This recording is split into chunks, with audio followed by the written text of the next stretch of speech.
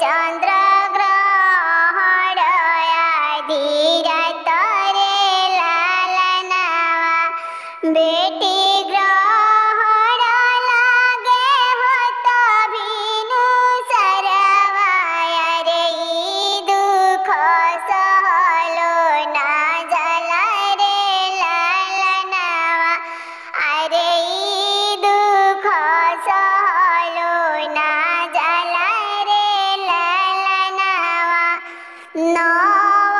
महीना बेटी के कोखिया में रखलो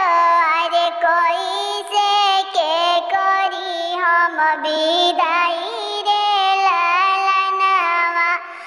बचपन से पोसलो ही बचपन से पललो अरे पल में ही कैसे करी पाराया रे लालनावा अरे पल में ही कैसे हम दीही बिसराई रे लालनावा जैसे नयन बिना अंधाया धूरा अरे बेटी बिना माई अधूरा